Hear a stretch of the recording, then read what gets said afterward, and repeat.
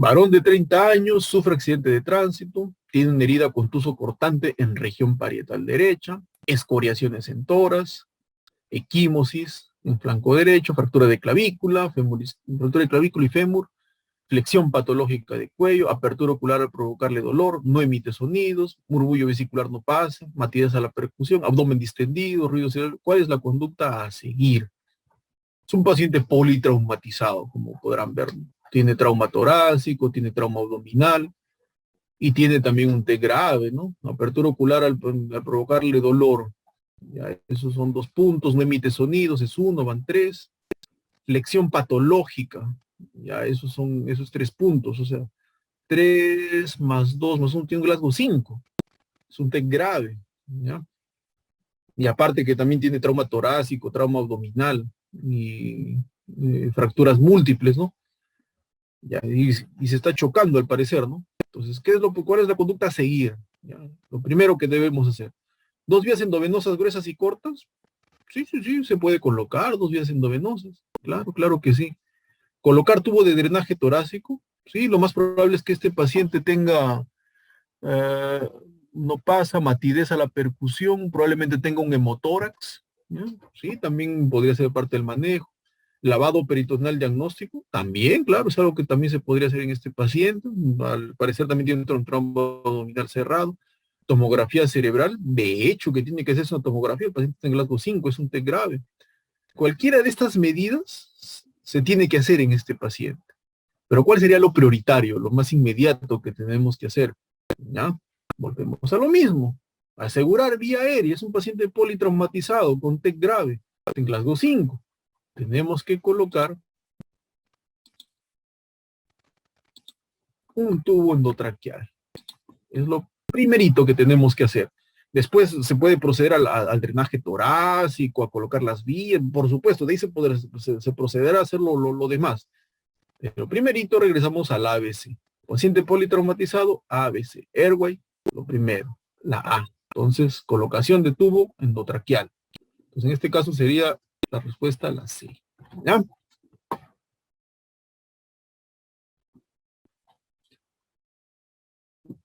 Acá dice, no sería Glasgow de 6 puntos. 3 por flexión de cuello, 2 por apertura ocular y 1 de verbal. Ah, sí, sí, sí, sí, es correcto, 6. Yo cometí un error, no sumé bien. Sí, tiene razón Andrea Rojas. ¿Ya? Sería Glasgow 6, sí, está en lo correcto. Yo no sumé adecuadamente. 6 puntos. ¿Ya? 6 puntos sería igual. T grave igual, 6 puntos, T grave. Muy bien. Paciente de 55 años, sufre caída de 3 metros de altura. Se diagnostica TEC con hipertensión intracraneal, Glasgow 7. O sea, ya pues, cuando dicen Glasgow 7 ya TEC grave. ¿Cuál es la conducta inmediata a seguir? Administración de manitol en bolo, reanimación con solución salina hipertónica, aplicación de dexametasona, aplicación de hidrocortisona. Ya. Entonces, volvemos a lo mismo. Glasgow 7, TEC grave, primera medida a seguir siempre va a ser intubación endotraqueal y ventilación asistida. Bueno, ya, acá le ponen eso. Esa sería la alternativa. Administración de manitol en bolo, sí, va a requerir este paciente. Ahí hablan de hipertensión intracraneal, de hecho que vamos a tener que usar manitol. ¿Se puede usar solución salina hipertónica? También, claro, también podría usarse, claro, en este paciente, pero no es lo prioritario. O sea, ¿va a ser parte del manejo? Claro que sí, pero lo prioritario, lo primero, como volvemos a lo mismo, intubación, asegurar vía aérea. Aplicación de dexametasona, bueno, esto sí es un poco descabellado, no tiene nada que ver. Aplicación de hidrocortisona tampoco, ¿ya? No, eso sí son medidas que no se aplican para un paciente con TEC grave. No se usa corticoides en un paciente que tenga TEC grave, ¿ya? Sí se usa el manitol, sí se usa la solución hipertónica, pero esto no, ¿ya? Muy bien, entonces la clase está respondiendo correctamente, la alternativa A. Paciente con diagnóstico de traumatismo cráneoencefálico con alteración de la conciencia y signos focales. ¿Cuál es la secuencia correcta para el manejo? Alteración de conciencia, signos focales. Entonces aquí, lo primero siempre, pues no hay que estabilizar al paciente, ¿no? Antes de proceder a hacer cualquier tipo de examen auxiliar, hacer radiografía, tomografía, etcétera, hay que estabilizar primero al paciente, ¿no? Puede ser que un paciente esté chocándose, esté hipotenso, esté con TEC grave. En esas condiciones, pues no lo vas a llevar a hacer tomografía mm, inmediatamente, ¿no? De hecho, que va a requerir el estudio, ¿no? O sea, sí se va a hacer, ¿no? Pero lo primero es la estabilización, ¿ya? Primero estabilizar, ¿ya? Entonces ya con esto descartamos la alternativa B, la alternativa C y la alternativa E. Nos queda entre la A y la D. Mencionan como primero opción estabilización cardiopulmonar. Ahora viene acá la segunda parte. Ya, una vez decide la estabilización, ¿qué hacemos primero? ¿Hacemos una radiografía de columna cervical o una tomografía? Prioritariamente, ¿ya? Y como no toma mucho tiempo entre hacer uno u otro estudio, ¿ya? Lo primero que tenemos que descartar para poder seguir la secuencia correcta de estabilización del paciente, hay que descartar que no tenga una lesión de columna cervical, ¿ya? ¿Por qué? Porque si el paciente tiene una lesión de columna cervical y de repente esto no se ha descartado de forma prioritaria, a veces uno puede también proceder a la intubación y todo ello, y a veces puede empeorar las cosas, ¿ah? Entonces, entre una TAC y una radiografía de columna cervical, primero hacer una radiografía de columna, hay que descartar una lesión cervical. Ya si nos sale normal, ya se procederá pues a hacer la tomografía ya con mayor confianza, ¿no? Ya, porque a veces en el proceso del transporte del paciente, en el proceso de pasarlo de un lugar a otro, etcétera, puede a veces haber una lesión de columna, ¿no? Y es mejor tener la precaución de que el paciente ya tiene o no tiene la lesión, pues para poder desplazarlo con los cuidados respectivos, ¿ya? Entonces aquí la alternativa sería la clave D. Lo estabilizamos, vamos, hacemos su radiografía, descartamos o confirmamos que no tenga una lesión de columna cervical y de ahí al toque nomás al frente esta tomografía. Generalmente en los servicios de radiología pues están allí, ¿no? Tomografía y radiografía en el mismo sector, ¿no? Entonces esto, hacemos su radiografía y luego procedemos a hacer la tomografía, ¿no? Esa sería la alternativa. Correcto. Muy bien. Otro de los temas que también se preguntan con regular frecuencia dentro de lo que viene a ser el traumatismo craneoencefálico son los hematomas traumáticos, ¿ya? Tenemos en la cavidad intracraneal podemos tener 5 formas de sangrado, ¿ya? Incluso independientemente de la causa, sea traumática, sea vascular, ¿ya? Hay 5 formas de sangrado dentro de la cavidad intracraneal. ¿Cuáles son esas formas de sangrado? El hematoma epidural, el hematoma subdural, la hemorragia subaracnoidea, ¿ya?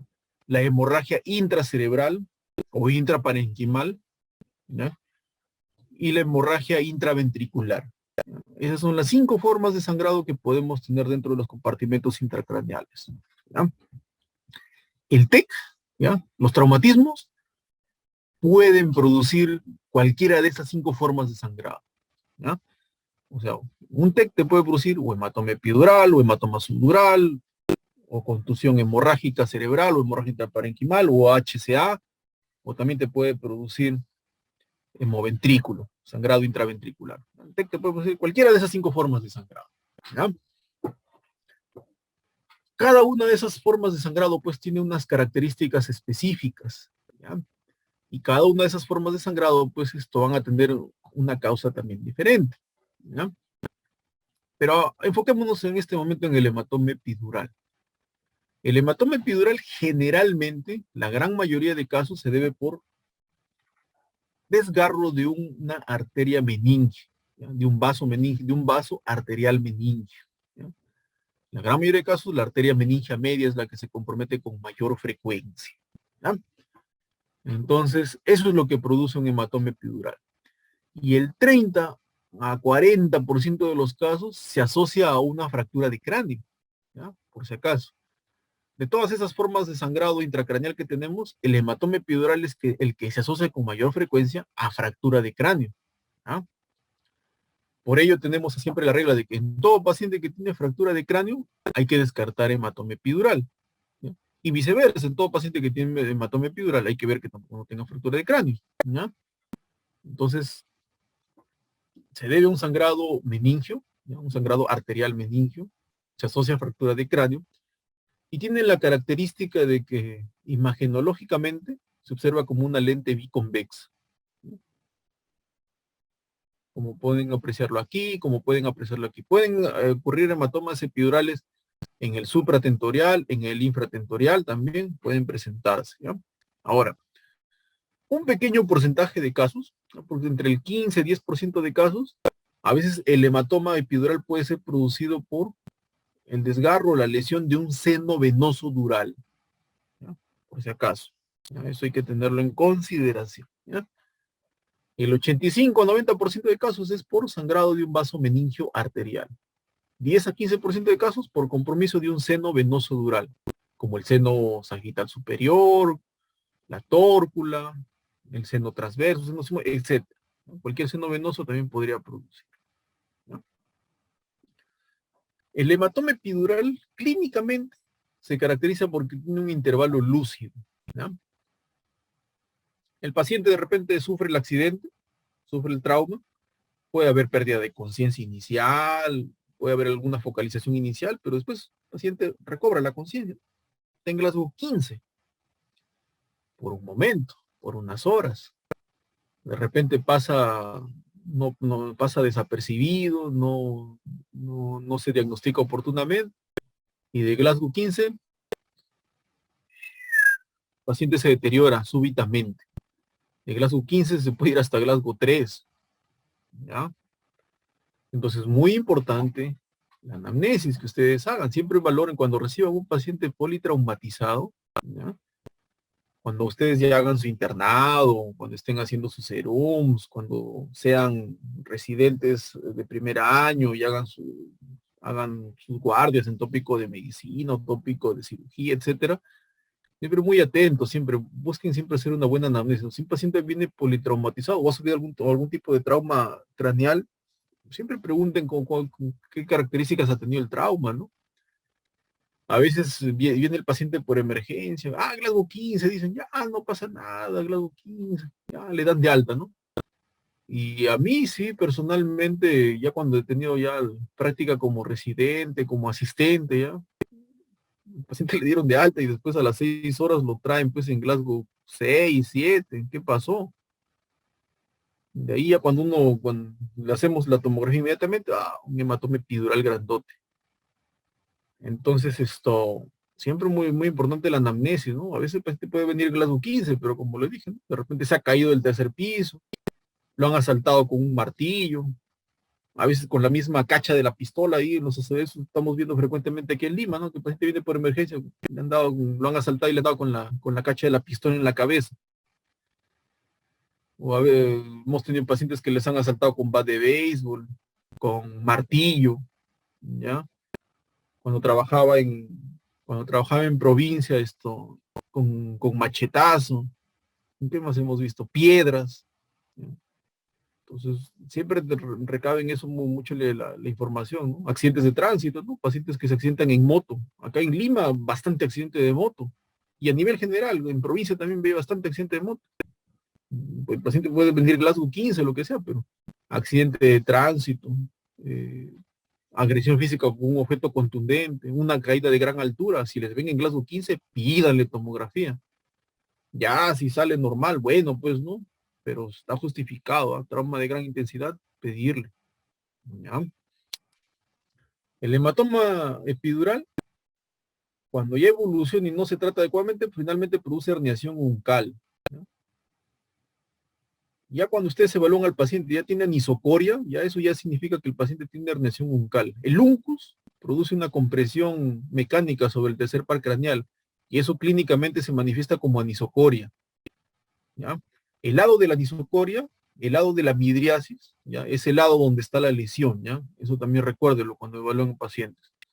Ahora, a veces cuando ustedes van a un paciente, brinden Glasgow 15 con anisocoria, ya sospechen de que tiene ahí algo que está haciendo efecto de masa, lo más probable es un hematoma epidural, ¿no?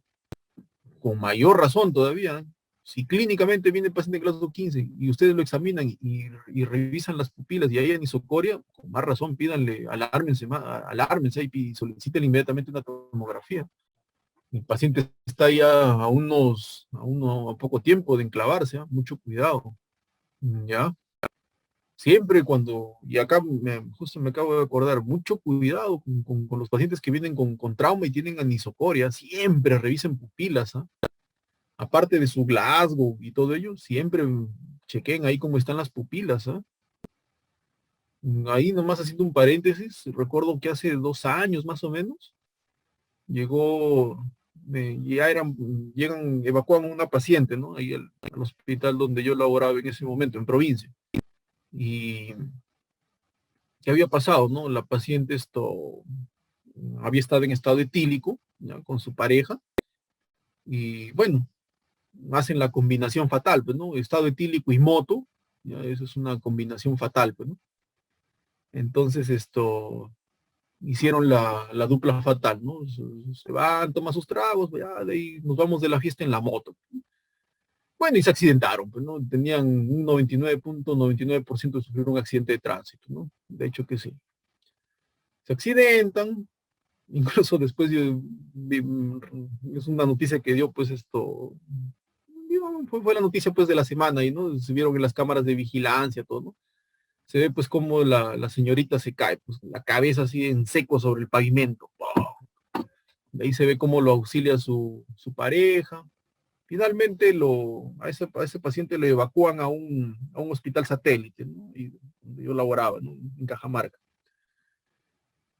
Tenía una herida en el cuero cabelludo, la suturan ahí en el hospital satélite, como estaba en estado etílico, bueno, dijeron ya pues que le pase, pues no la borrachera, ya mañana lo enviamos a su casa, ¿no? Bueno, ¿no? Pues se confiaron, nadie le examinó mayor cosa, ¿no? Y es más, cuando el paciente está en estado etílico, pues muy difícil hacer una valoración exacta del Glasgow, ¿no? Eso es una limitación, ¿no? Pacientes que están en estado etílico, pacientes que están bajo sedación, ¿ya? Pacientes que tienen traqueostomía, ¿ya? Un poco difícil ahí hacer una valoración, pues, precisa, exacta con el Glasgow, ¿no? Pero hay otros signos clínicos, pues, ¿no? Hay otros signos clínicos, ¿no? Y valorar las pupilas, pues, es muy importante. Entonces, nadie le valoró las pupilas. Bueno, al día siguiente dijeron, bueno, nos van a despertarlas, ¿no? Ya, como quien dice, ya despierta para que vaya a su casa, ¿no? Y la paciente no despertaba, ¿no?